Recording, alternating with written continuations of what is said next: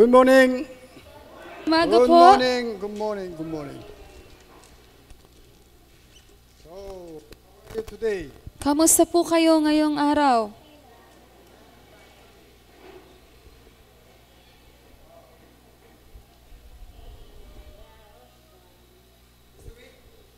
Ngayong linggo po,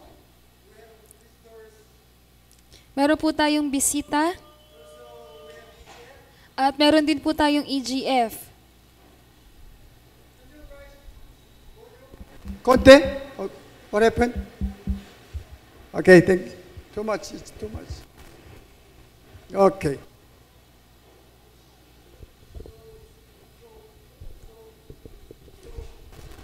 So, please, okay, thank you. I urge you to attend EGF.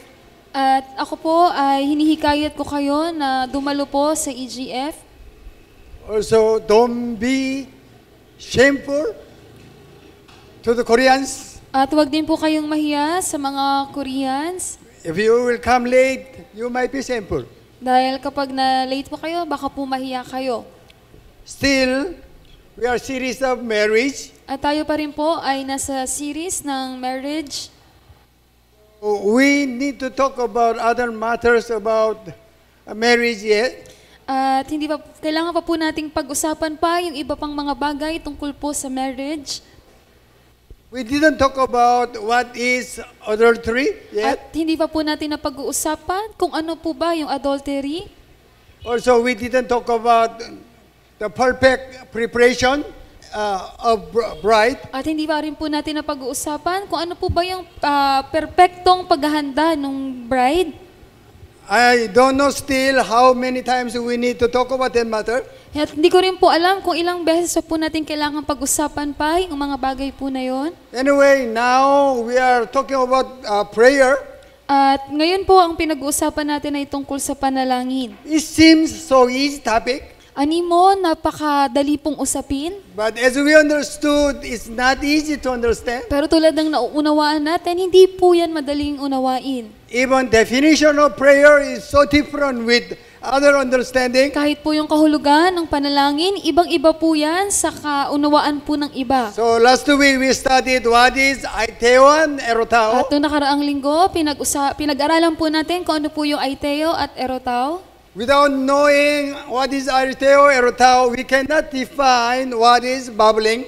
At kung hindi po natin nalalaman kung ano ang aiteo at erotao, hindi po natin mabibigyan ng kahulugan kung ano po yung bubbling. If someone will talk about prayer, then they will not explain what is bubbling, then their explanation is become nothing. At kapag may nagsalita po tungkol sa kung ano ang panalangin at hindi po nila maipaliwanag kung ano po yung bubbling, ano man po yung sinasabi o pagpapaliwanag nila, balay-wala po yun. Also, prayer is only according to the contract. At ang panalangin po, tanging ayon lamang po yan sa kontrata. Still, we have so many misunderstanding about prayer. At patuloy po, marami pa rin po tayong maling kaunawaan tungkol sa panalangin. Matthew chapter 21 verse 22, Sa Mateo chapter 21 verse 22, whatever you ask God in your prayer, you will receive. na anuman ang hingiin ninyo sa inyong panalangin sa Diyos, matatanggap po ninyo. That's why all Christians, they pray everything. Kaya lahat ng mga Kristiyano, ipinapanalangin po nila lahat. But in that verse, ask is not erotao, is aiteo. Pero sa verse po na yon, yung salitang ask, hindi po yun erotao, kundi aiteo. They don't know what is erotao and aiteo, how they could interpret verse 22 in Matthew chapter 21. At kung hindi po nila nalalaman kung ano ang aiteo at erotao, paano po nila maipapaliwanag yung sinasabi doon sa Mateo 21 verse 22? Also, we talk about Romans chapter 8, 26 and 7. At pinag-usapan din po natin yung tungkol sa Romans chapter 8 verse 26 at 27. We do not know what we ought to pray. Hindi po natin alam kung ano po yung dapat nating ipanalangin. Only we know ought to pray is for our needs. Ang tanging nalalaman lamang po nating ipanalangin ay tungkol po lahat sa ating mga That's for pangangailangan. our desire. Para po sa ating sariling nais.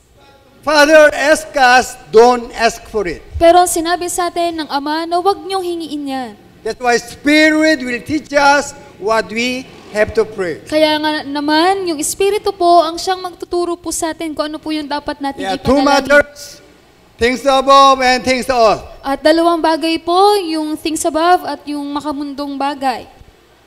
So what we need, we call it erotao. At kung ano man yung kailangan natin, ang tawag po doon, erotao. What God asks us to ask is aiteo. At yung sinabi sa atin ng Diyos na hingiin natin sa Kanya, yun po yung aiteo. Even we studied, if we will ask erotao, we proclaim or we talk about our identity is outsider of family of God. At napag-aralan din po natin na kapag ang pinalangin natin ay erotao, ibig sabihin nun, pinoproklama po natin na tayo po ay labas sa pamilya ng Diyos. That's why prayer is so important to know who is God. Kaya po ang panalangin ay napakahalaga upang makilala ang Diyos. That's why God asks us to pray all the time. Kaya nga po, palagi sinasabi ng Diyos na tayo po ay palaging manalangin. You pray always means you have to think, remember all the time, you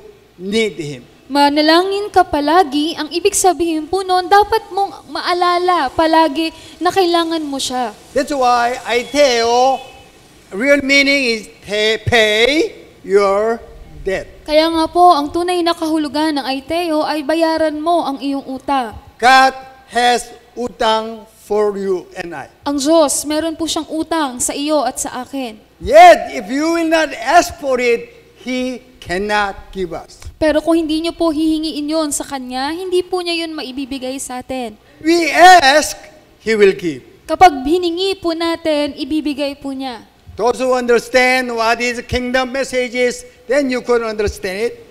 Sila na nakakaunawa ng mensahe tungkol sa kaharian, mauunawaan niyo po ito.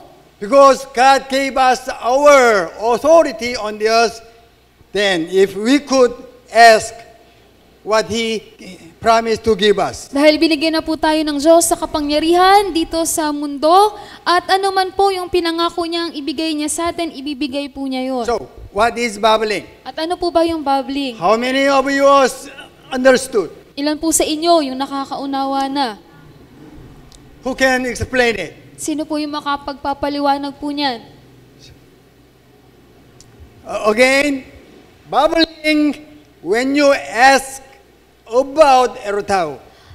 Patuloy po, ang babbling yan po ay kapag humingi ka ng erotao. I told you already, babbling original meaning is sound of frog.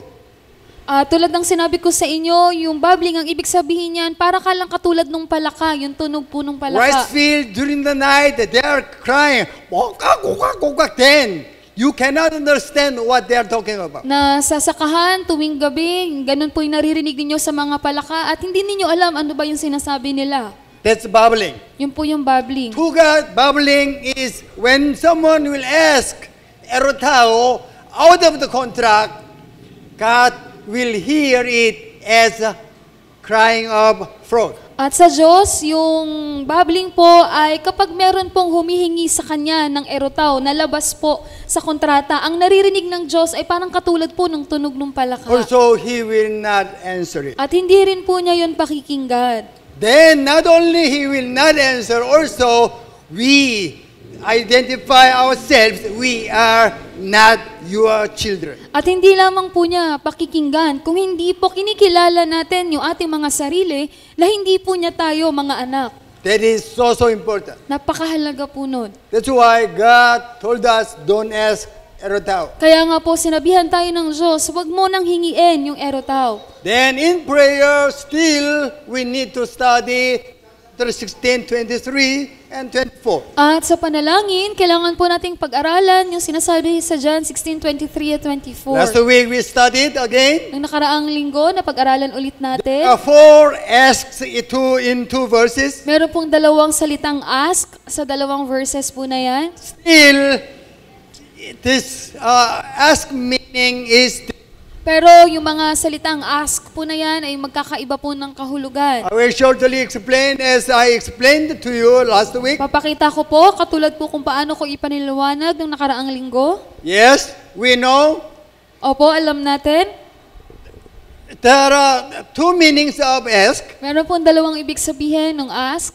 As you see, the erotao and aiteo. Tulad ng nakikita ninyo, merong erotao at aiteo. Aiteo, God promised us to give Ang aiteo, yun po yung pinangako ng Diyos na ibibigay po niya sa atin. on the contract. Yun po ay nakapaloob sa kontrata. Before he asked for it, God said, you need it to fulfill my will. That's why he promised us to give. At bago pa man po natin hingiin, sinabi na ng Diyos, kailangan mo yan para matupad mo yung aking nais. Yung po yung aiteo. Erotao, I am your father, then you don't need to ask for it. At yung erotao naman po yung ako ang iyong ama at hindi mo na yan kailangang hingiin pa sa akin. That's why God said in contract, you ask aiteo, but you don't ask erotao. Kaya sinabi ng Diyos sa kontrata, ang hihingiin mo ay aiteo at hindi mo hihingiin ang erotao. So let us play. Laro po tayo. Okay? There are 4 blanks. Meron pong 4 na blanks. Yeah, ask also. 4 Salitang ask. ask. 4 sorry. na ask. So, first ask is, Ano po yung unang ask?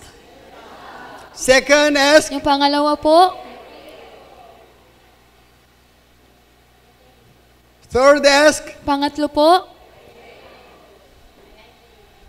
fourth ask. Aiteo.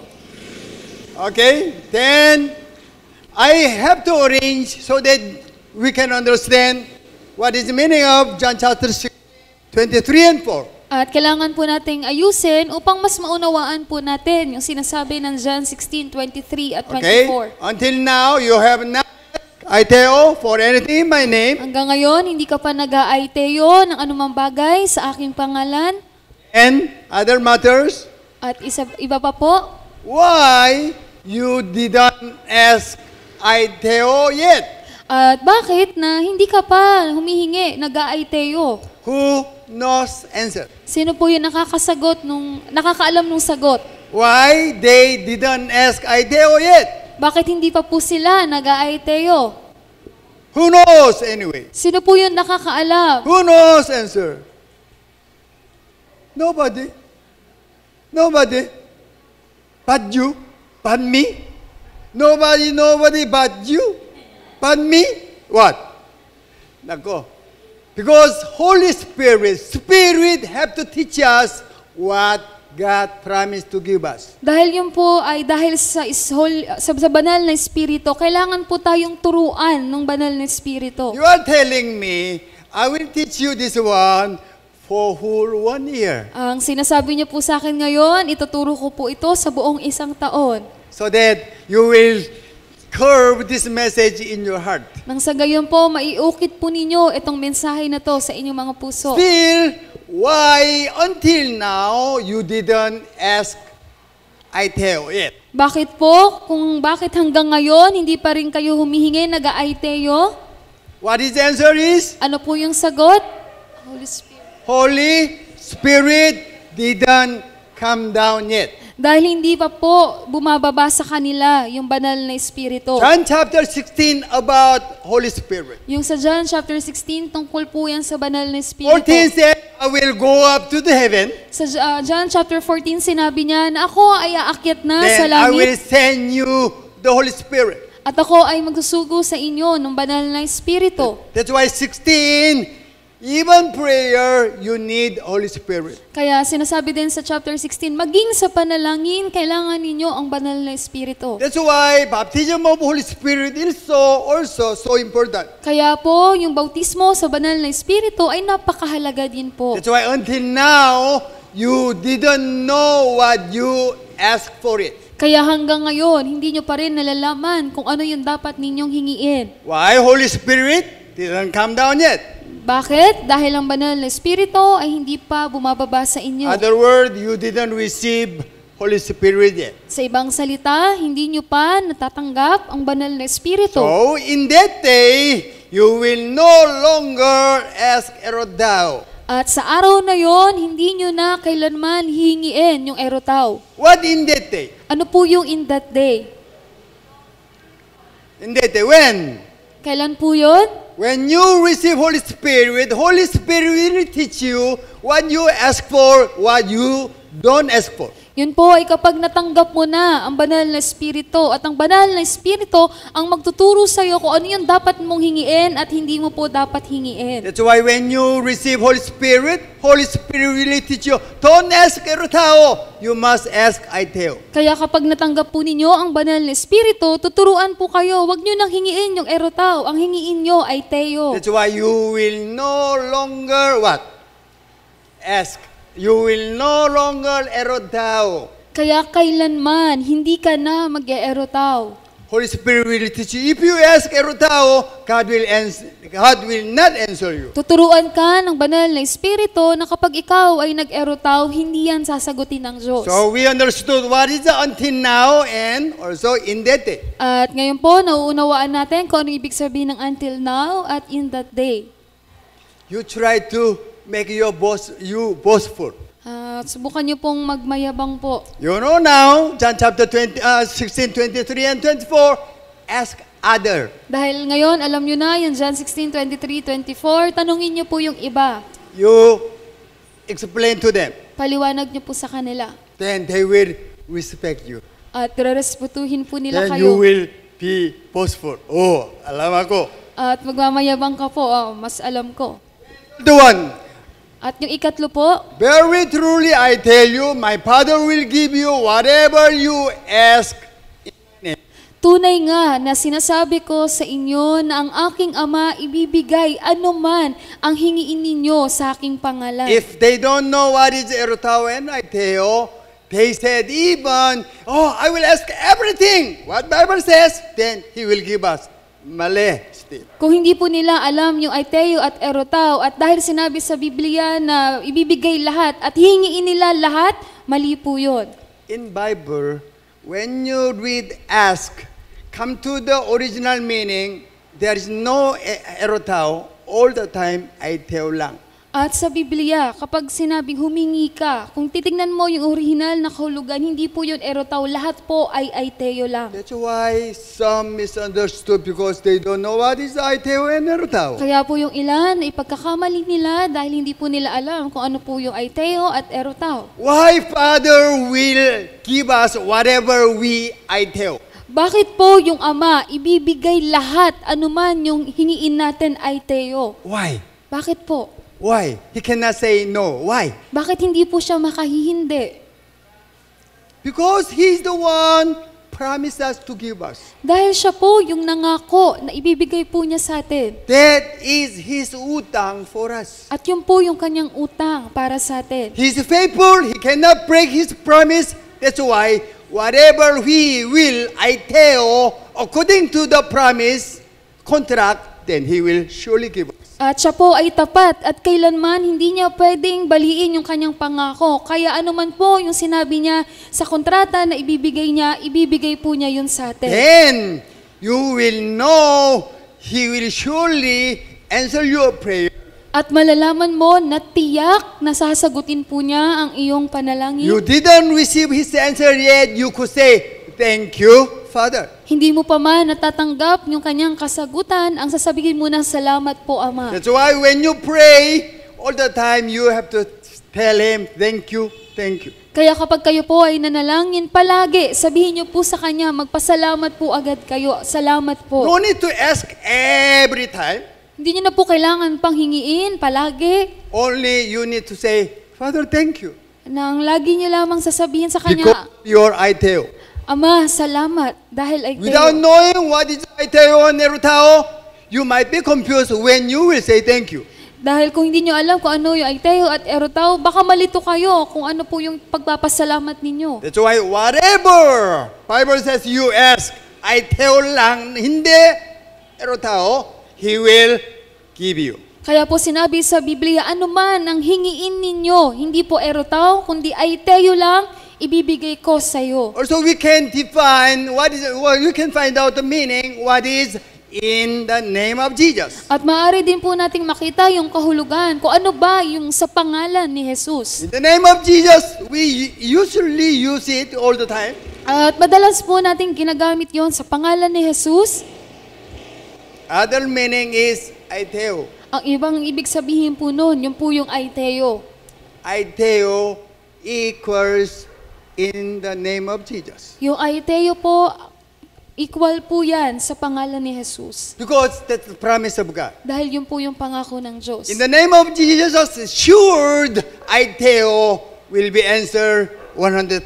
Sa pangalan ni Jesus, tiyak 100% na ang aiteo ay masasagot. Even though you ask erotao, then you put in the name of Jesus, hindi yon.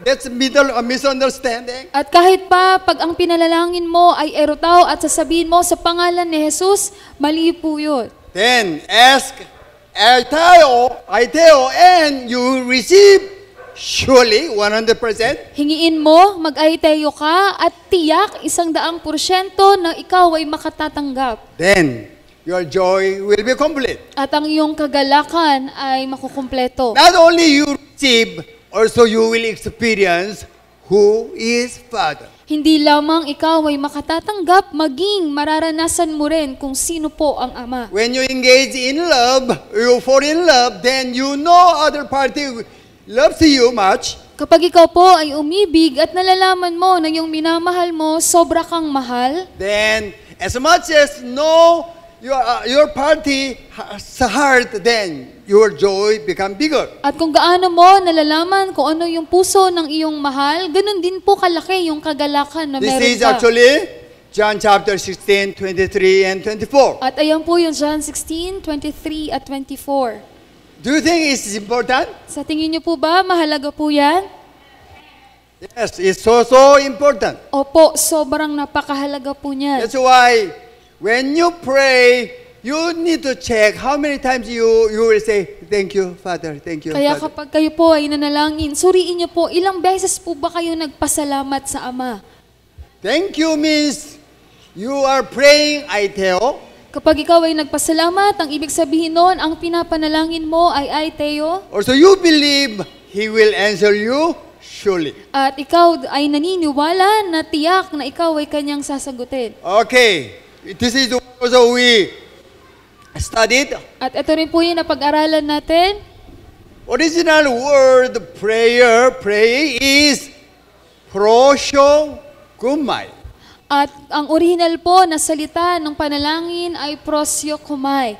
Prosyokumai is two words combined. At yung prosyokumai, dalawang salita po yan na pinagsama. As you see, the word prosyo is toward. At tulad na nakikita ninyo yung salitang prosyo, ibig sabihin noon patungo. Kumai is to wish. At yung kumay ay humiling. So, this is that way. Ganyan po yan. Wish something toward to anyone. Ikaw ay hihingi o hihiling patungo sa kung kanino man. You wish something toward to someone. Ikaw ay hihiling patungo sa sino man. That's all human has their spiritual prayers. At yan po yung lahat ng mga tao na may spiritual po na panalangin. So we read it, the definition. Does it go? To get what they want to have from someone or something which can give what they want to have. Yes. Not only someone, something big, a rock or trees, or when they become afraid, then they will pray for. Hindi lamang po kung kanino man o sa tao lang, maging po sa mga bagay, malaking bato, puno, basta po hinihingian po nila. We Christians could say they will pray to their idols. Tayo mga Kristiyano, ang sinasabi natin, sila po ay nananalangin sa kanilang mga Diyos-Diyosan. But we use this understanding also. At maging tayo, ginagamit din po natin yung kaunawaan na yan. We wish without knowing what is aiteo and erotao. Tayo po ay humihiling ng walang kaalaman tungkol sa kung ano ba ang aiteo at erotao. When we need something, Kung kailangan natin, kung meron po tayong we pangangailangan, talk to God, give us, kinakausap natin ng Diyos, sinasabi natin sa Kanya na ibigay sa atin, then That's what we understood prayer. At yun po yung pagkakaunawa natin na yun yung panalangin. But this is no difference with the other religions' prayers, our prayers. Pero ito pong panalangin na to, walang pinagkaiba yan sa panalangin ng ibang relihiyon at sa ating panalangin. But what is our understanding? Pero ano po ba yung ating kaunawaan? Only we ask aiteo lang. Ang tanging hihingiin lamang po natin ay aiteo That's lang. why this definition, common definition of prayer is mali. Kaya itong pangkaraniwan na kahulugan kung ano ang panalangin, mali po yan. So, we already studied Romans chapter 8. Napag-aralan na po natin yan sa Romans chapter 8. We don't know, we human, we don't know how to pray. Tayo na mga tao, hindi natin alam kung paano manalangin. Holy Spirit knows Tanging ang banal na Espiritu lamang ang that nakakaalam. you have to be changed. Kaya yung you, yung ikaw, dapat mapalitan po yan. God is the one have to pray first. Kundi ang Diyos muna yung dapat na That's manalangin. why God wishes something Kaya ang Diyos ay may hinihiling na anumang bagay to us first. patungo po sa atin muna. That's why God wishes something. What is something? Kaya ang Diyos, may hiling siya. Ano po yung something po na yon? God wishes you must to be. Ang Diyos, hinihiling niya na tayo po ay maging. To whom? To us. Patungo po kanino? Sa atin po. God wishes to be you. Ang Diyos po, hinihiling niya na tayo ay maging. Other word, God wants you to be. Sa ibang salita, ang Diyos po, hinihiling niya na tayo po ay maging to be. This is so important to understand. Ito po ay napakahalaga na maunawaan. That's why God, sandali ha. I will show you again. We'll read it again. Kasi it goes. In the same way, the Spirit helps us in our weakness. We do not know what we ought to pray for, but the Spirit Himself intercedes for us through wordless groans. God, what? God Himself, Spirit Himself, intercedes, what? For us first. Ang Espiritu, ang Diyos mismo, ang nanalangin muna para sa atin. That's what actually God promised us, aiteo. Sa katunayan, yun po yung pinangako ng Diyos sa atin na aiteo. You could understand it. Kaya ngayon, siguro ay mauunawaan nyo na po ito. Then, we are the one will hold on what God wants us to be is our prayer. At tayo naman po, pangahawakan natin yung hinihiling, yung nais ng Diyos, ayun po yung panalangin natin. That's why God interceded for us first. Kaya una, ang Diyos ang siyang nananalangin po para sa atin. They don't know what they must to be. Hindi nila alam kung ano yung dapat na maging sila. That's why Holy Spirit will help us. Kaya ang banal na Espiritu, tutulungan po tayo. Not only to know what we have to do, have to be, also how we will be. Hindi lamang po upang malaman natin kung ano po dapat tayo na maging, kung di maging po, tutulungan din po tayo na maabot po That's yun. what we call God's purpose. At ayun po yung tinatawag natin na layunin That's ng why Diyos. God saved you. Kaya po kayo iniligtas ng Diyos. That's why God killed His only begotten Son for you. Kaya po ang Diyos, ipinatay niya ang kanyang nag-iisang anak para sa'yo. We have obligation to fulfill the will of God. At tayo po, meron tayong obligasyon na tuparin po yung layunin po ng Diyos. Then, we will take His wish. Other word, aiteo. Other word, the purpose of God as our purpose. At tayo po, kukunin natin yung hiling ng Diyos. Sa ibang salita yung aiteo. Sa ibang salita yung layunin po ng Diyos at magiging atin po. I told you it's not easy to understand. Sinabi ko na po sa inyo, hindi po madaling maunawaan. We are talking about this matter 3 weeks already. Pinag-uusapan na po natin yung bagay na to, 3 linggo na. You, bride, take His wish as hers. Ikaw na bride, kailangan mong kunin yung kanyang hiling na maging sa'yo yun. We have no wishes. Wala po tayong kahilingan. God's wishes must be our wishes. At yung kahilingan ng Diyos, yun po yung dapat na maging ating kahilingan. Our wishes is only for sin, Dahil yung kahilingan po natin, tanging para lamang sa kasalanan.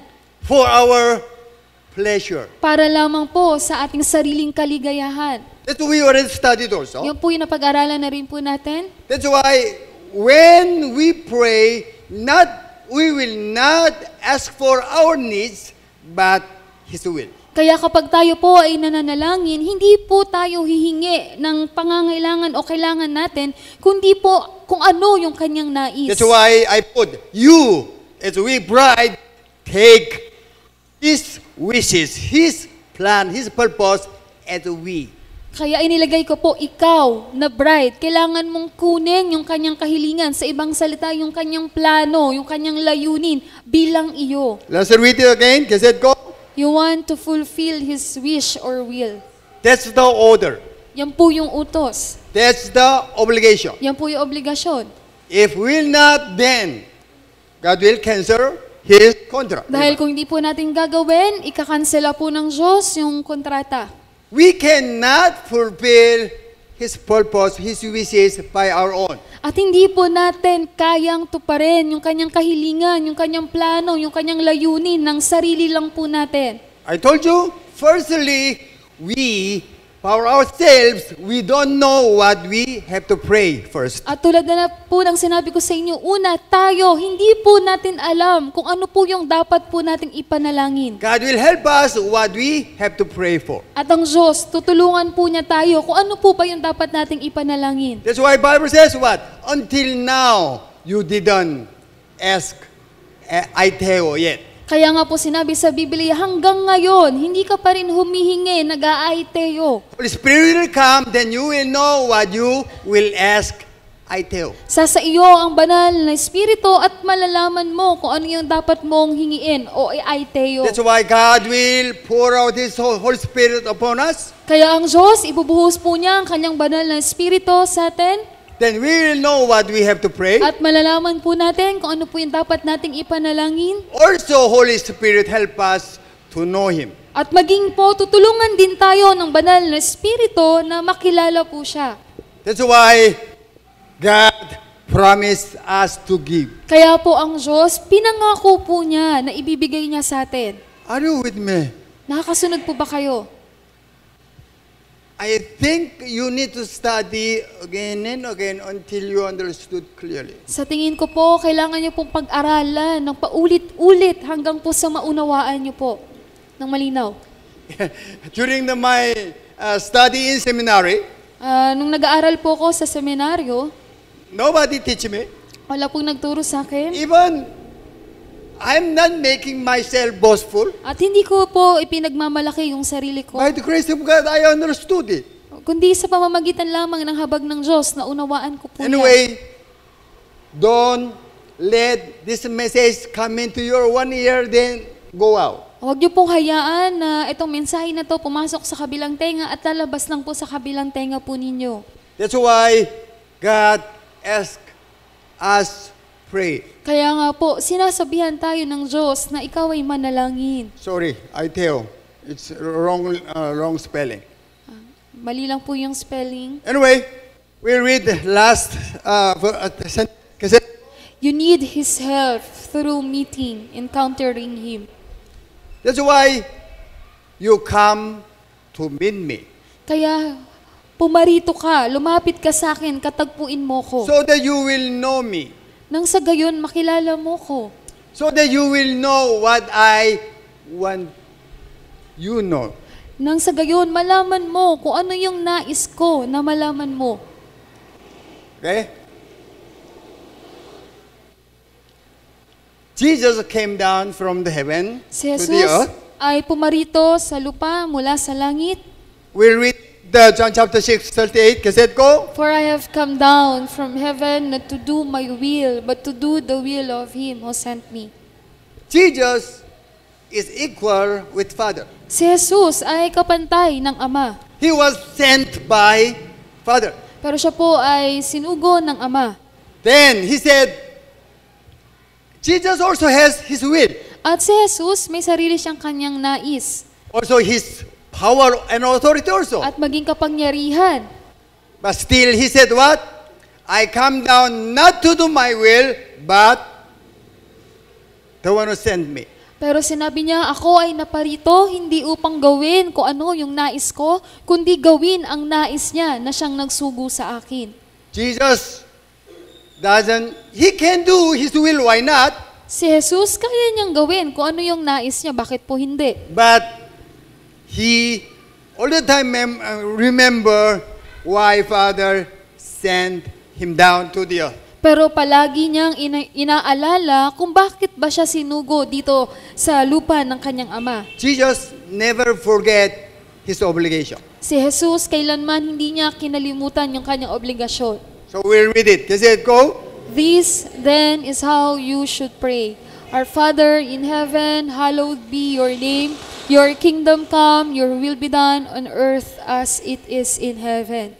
Your will be done. Yung nais mo nawa ang siyang maganap. Prayer is not my will be done. Ang panalangin, hindi yan na yung nais ko, yung Even maganap. Jesus himself, he didn't say, "Oh Father, then my will be done." Maging si Jesus, hindi po niya sinabi na, Ama, hayaan mo na maganap nawa yung aking nais. He said, I remember all the time why you sent me down. Sinabi ni Jesus, palagi kong aalalahanin kung bakit mo ako pinadala dito. Your will be done. Na, maganap nawa yung nais mo. That's why, as I told you, prayer not asking for ourselves, Tulad ng sinabi ko po sa inyo, yung panalangin, hindi po yan paghingi para sa ating mga sarili. prayer is asking to fulfill His will through me. Kundi po ang panalangin, yan po ay paghingi na maganap yung kanyang layunin, plano sa pamamagitan ko. Also, we'll read it. Kasi go. God gave, Sandali. Read together. Kasi go. going a little farther, Sandali. I saw one didn't open up her mouth. Kasi go. going a little further, he fell with his face to the ground and prayed, My Father, if it is possible, may this cup be taken from me, yet not as I will, but as you will. What is the will of Jesus? Ano po yung nais ni Jesus? Ayaw ko na mamatay. I don't want to die. Ayokong mamatay. Because He knows how He will die. Dahil nalalaman niya kung paano po siya mamamatay. All clothes will be removed. Na lahat ng kanyang mga damit ay Then He hubarin sa will be kanya crucified. at siya ay maipapako sa krus. Not ordinary person, but God Himself. At hindi siya isang ordinaryong tao, kundi siya ay isang Diyos. Also dying is not easy matter. At maging po yung pagkamatay, hindi yan madaling bagay. He said, I don't want to die. Sinabi niya, ayokong mamatay. But He said what? Not by my will, but your will be done. Pero sinabi niya, pero hindi po yung nais ko, kundi yung nais mo ang maganap. That's why Jesus showed Himself as perfect example as children of God. Kaya si Jesus, pinakita niya na yung sarili niya, yung pinaka-perpektong halimbawa para sa lahat ng mga anak ng Diyos. That's why Jesus even, He took the flesh. That's why He cannot do by Himself.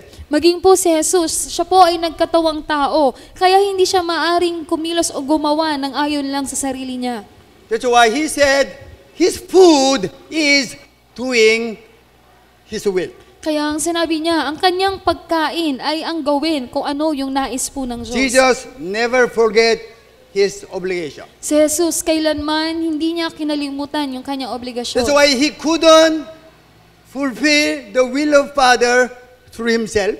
Kaya hindi niya matutupad yung nais ng Ama kung sa pamamagitan lang ng sarili niya.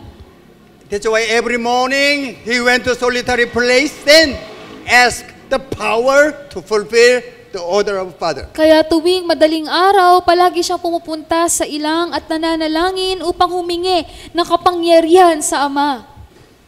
Then He said, finally, before He died, not by my will, but your will. At sa huli po, sinabi niya, bago siya mamatay, hindi yung aking nais, kundi po ang nais mo. Then how much, when you compare with Jesus and you and I, how much we could fulfill the will of God by our own? At gaano pa po kaya kung ikukumpara natin yung sarili natin kay Jesus, ikaw at ako, kung paano natin matutupad yung plano ng Diyos ng sarili lang natin. Jesus gave us same order to fulfill the Father's will. Si Jesus, binigyan din po tayo ng parehas na utos kung paano po tutuparin yung nais ng Ama. If you agree, God gave you order to do, say amen. Kung kayo po ay sumasang-ayon na ang Diyos, ikaw ay binigyan niya ng utos na may dapat kang gawin, sumagot ka po ng amen. Amen po ba? Amen. That is our purpose to live. Yan po yung ating layunin kung That bakit tayo is the nabubuhay. reason why we exist on the earth. At yan po yung dahilan kung bakit po tayo narito ngayon sa That's mundo. why God gave His only begotten Son for you and I. Yun din po yung dahilan kung bakit ibinigay ng Diyos ang kanyang nag-iisang anak para sa iyo at sa akin. That's why usually I told you, if you don't pray, you have to question your salvation. Kaya madalas po, sinasabi ko po sa inyo, kung kayo ay hindi mananalangin, tanungin niyo po yung inyong kaligtasan. Together we'll read James chapter 1. Right? Kaset ko. If any of you lacks wisdom, you should ask, I tell you God, who gives generously to all without finding fault, and it will be given to you. As I told you, wisdom in Old Testament, how to build temple. At tulad ng sinabi ko na po sa inyo, yung wisdom o yung karunungan, yan po ay patungkol sa kung paano ba maitatayo yung isang templo. Even though you will make a dog house, small one, you need some knowledge to make it. At kahit nga po, bahay lang ng aso yung gagawin mo, kailangan kahit papano meron kang kaalaman kung paano po magtayo po nun. The temple, God gave exact details to those who will build the temple. At para po sa pagtayo ng templo, ang Diyos nagbigay siya ng eksaktong mga detalye kung paano po maitatayo yung templo. That's what we call the wisdom. Yun po yung tinatawag natin na wisdom o karunungan. That's why we need wisdom. Kaya kailangan po natin ng karunungan. Other word, we need to know what is aiteo. Sa ibang salita, kailangan nating malaman kung ano po yung aiteo. If you don't know what is aiteo, then ask for it. At kung hindi po ninyo nalalaman pa kung ano ang aiteo, hingiin niyo po sa Kanya. Also, I told you, if you will not ask, God will not know. God cannot give you. At maging po kung hindi kayo hihingi, ang Diyos hindi niya maibibigay at hindi niya pwedeng ibigay. God is not dictator. Ang Diyos hindi po siya diktador. Ito na, you must receive. Hindi. Na, eto, bigay, kailangan mo, tanggapin mo. When we understood first, then we'll ask for it, then He will give. Kailangan po na maunawaan muna natin at hihingiin natin yun sa Kanya at saka po niya ibibigay That's sa why the Bible atin. says, ask and you will receive. Kaya po sinabi nga sa Biblia, humingi ka at ikaw ay makatatanggap. How is it dictator?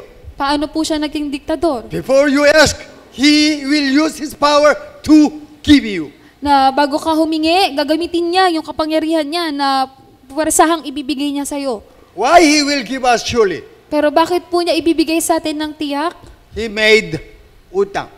Dahil meron siyang utang sa atin. That's a promise. Yan po yung kanyang pangako. That's aiteo. Yan po yung aiteo. That's why when we know what He made utang for us, then we have to be brave.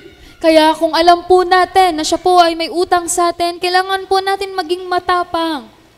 Father, you ask me to give. Ama, sinabi mo na bibigay mo Sorry. You promise us to give.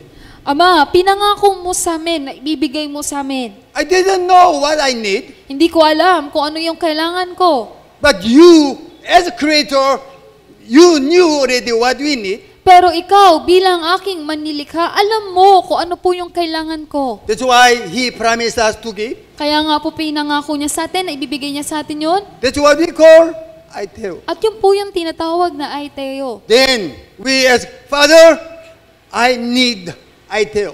Kaya hingiin po natin sa Kanya, Ama, kailangan ko yung Aiteo. so that I will know who you are, Nang sa gayon, makilala ko kung sino ka. so that I can fulfill the purpose of you. Nang sa gayon, matupad ko po yung layunin mo. Then, if you will not pray Aiteo, then still your salvation is not steady. Dahil kung hindi po kayo mananalangin ng Aiteo, patuloy po na ang inyong kaligtasan ay hindi pa po steady.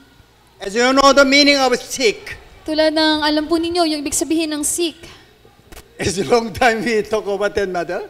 Matagal na po nating napag-usapan yung bagay po na yan. Maybe some of you knew the meaning of sick. Siguro po yung ilan sa inyo alam po yung ibig sabihin ng sick. Matthew chapter 6:33. Ayun po yung sa Mateo chapter 6 That verse also 33. sick. Yun din po yung sinasabing sick Sick po dyan. sick is Ano po yung sick? study and pursue. Yung po yung pag-aralan mo at ipursu mo. You have to study what is Aiteo. Kailangan mo pag-aralan kung ano yung Aiteo. Pursue, you have to claim it. At yung pursue, kailangan mong i-claim. Amen. That's why seek the Lord. Kaya po, isik, hanapin mo ang Diyos. ang Not only Panginoon. who is God, Hindi lamang kung sino ang Diyos, also what He made utang for us. kundi kung ano yung utang po niya para That's sa why atin. seek, study, and grab it. Kaya po, ang seek ay pag-aralan mo at kunin mo. He will be found. Yes, surely. He wants to be found. At siya po ay matatagpuan. Tiyak po yun. At nais po niya na siya po ay Because matagpuan. you don't have why, you didn't ask for it. Kung bakit po, wala pa kayo dahil hindi nyo pa po hinihingi sa Kanya. You didn't meet me because you didn't come to me. Hindi mo ko kinakatagpo, hindi ka lumalapit sa akin. I cannot come to you Hindi ako makakalapit sa iyo if you will not ask ask me to come. kung hindi mo hihingiin sa akin na ako ay lumapit sa That's iyo. why all the time, Father, I'm here. Kaya palagi po dapat, Ama, nandito po ako. Then call on Him At tawagin niyo po siya when He is near. hanggang siya po ay malapit pa. This is one Old Testament. Ito po, nasa lumang tipan yan. The people didn't have complete relationship with God. Yung mga tao, wala pa silang ganap na relasyon sa Diyos. That's why He is near. Kaya po malapit siya dyan. But now, God is in you. Pero ngayon, ang Diyos po ay nasa iyo. When you call Him, He will answer you immediately. Kapag tinawag niyo po siya, agad-agad ka po niyang sasagutin. He is not near you. Hindi po siya yung malapit lang sa iyo. He is in you. Siya po ay nasa iyo. And Amen. that's why anytime, any place, you can ask Aiteo. Kaya anumang oras na saang lugar ka man, maaari kang humingi sa Kanya ng Aiteo. Then He will heal you. At mapakikinggan ka po niya. He will meet you and He will answer you. At katatagpuin ka niya at sasagutin ka niya. We'll read again with correct understanding is Isaiah chapter 55:6. Seek the Lord while He may be found. Call on Him while He is near. Amen. Let us all stand, please. Hallelujah.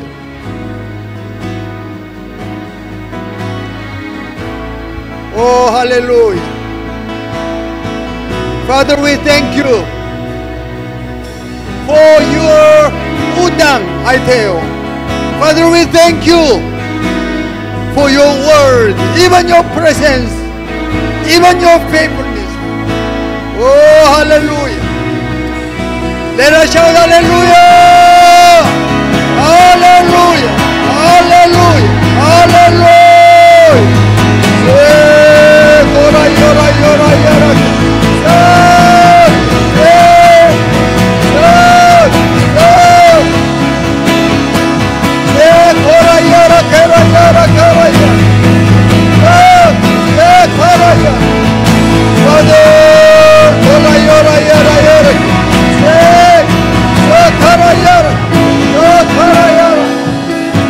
Hallelujah.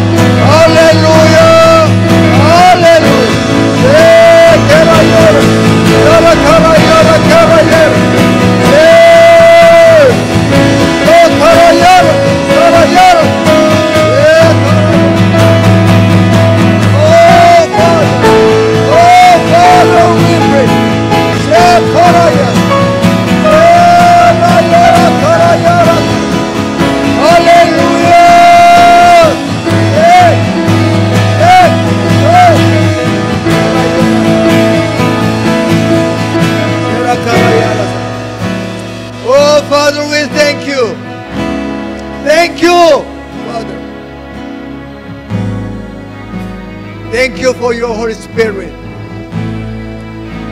The one who taught us this morning what is a prayer. Also what we have to do for your glory. Hallelujah. Father, we thank you for your people, for your beloved children in this place. Bless them more and more. Make their hearts hunger for you. Hallelujah.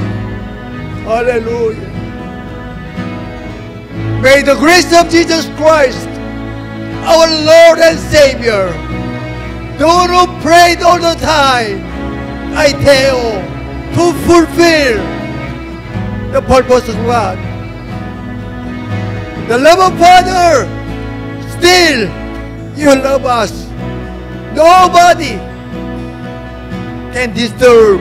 Even you never stop loving us. The fellowship of Holy Spirit, the one who will urge us to seek to the Lord and help us to come to Him, to know Him, be with you now and forever. That's what all we agree and say. Amen and amen and amen. Hallelujah. Oh, Karayara. Karayara. Oh, Karayara.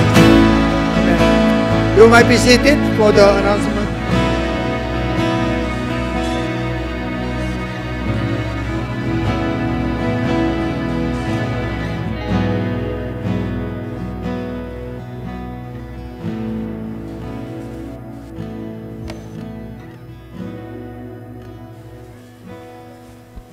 Announcement po tayo.